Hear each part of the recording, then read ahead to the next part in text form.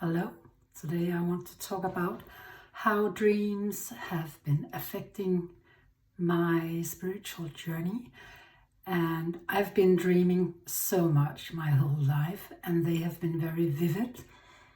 Some have been very symbolic, but usually they have been quite clear.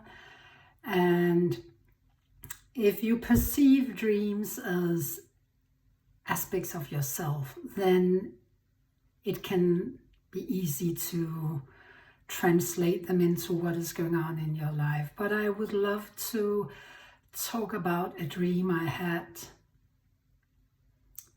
perhaps 10 years ago. I don't remember how long time it is, but I was working at that time as the secretary of the Minister of Finance within the government of Greenland. And it was a very big busy job, and too busy. I felt that was too busy for me, but I was earning some money, and that was important because I've been a full-time single mother for many years, and at that time we had our own house. I had to make things work in my life. And then one morning, I had this very interesting dream. I was sitting on a bar with the team I was working with, like the top leader of within the Department of Finances, the one which is in charge for everything after the minister. And I was there on a bar with him and with some other top employees, and they were sitting in their average clothes, suits and a tie, and they were just enjoying their time. And I was sitting in the bar totally naked, and the feeling I had around it was that I didn't feel embarrassed, or I didn't feel in any way that I needed to hide myself away, or I was the wrong place with the wrong people, or it felt natural. And nobody in the dream was like, hey, you're naked, what are you doing? We were having a conversation, we were having a talk.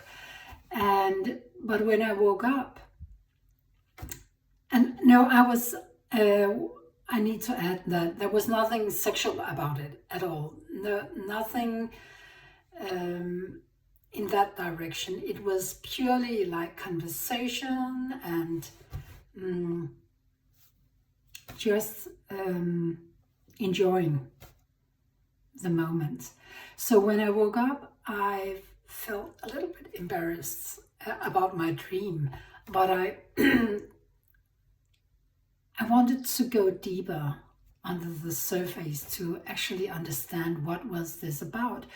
And at that time, I was surrounded by the most powerful people in Greenland. In my everyday life, I was the one where all kinds of information went through me, both the other one way or the other way around, from the minister to the top boss of the department, or the other way around.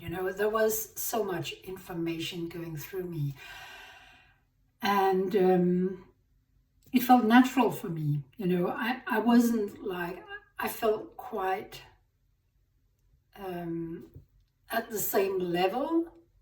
I felt that I was not going to prove anything for anybody at all.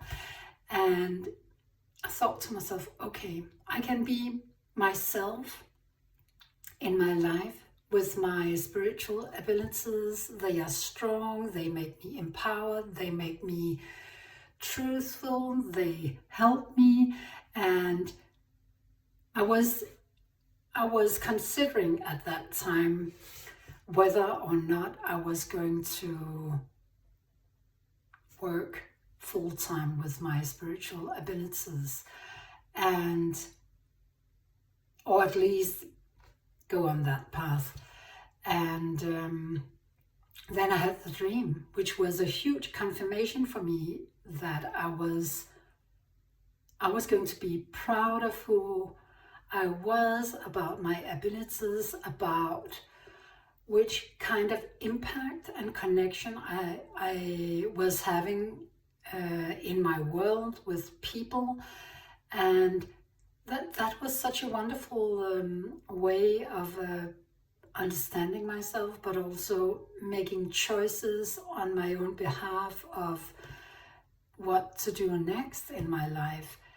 And it actually pushed me further on my journey to look more into how to make the transition from working with interior design, but also working within the government, and to transform it into something spiritual. And because I've had my spiritual abilities since I was a child, and I've had so many people, teachers telling me you should use it. You should use it for the purpose of helping other people. But I've, especially earlier when I was younger, not because of my age, but just because I felt a little bit unsure, I didn't feel that I was going on that path. But now I know that it's of course my path. And you don't have to have like full-blown skills to go on this path. I think it's a matter of how you feel about yourself, how much you trust your soul, how much you know or have a connection with your intuition, with your soul, with your spirit, with the spirit world as well, and what they are nudging you to do, how they are sending you signs, symbols, people, tasks to overcome. So from time to time I think back on that dream, but also in general I've had so many interesting dreams which I'm using on a daily basis. For the time being, I'm having a lot of dreams about being in hospitals, but I'm not ill. I'm either paying visits to other people giving birth, or having operations, surgeries, or I'm just visiting other people and walking through those hospitals in some very bright, light, sunny, nice environments, always really lovely, like a transition. I feel it like it's a transition period I'm going through, and they're just showing my path. So if you are very curious about your dreams, or if you are like, you cannot remember your dreams, put an intention every evening before you go to sleep. Help me to remember my dreams, at least a little piece of my dream, so you kind of build up a muscle around how to remember your dreams, which can be such a huge help in your life, about life choices, about path, how you are feeling, what you are processing through your daily life. So, and I know there has been written books about symbols and signs and how to interpret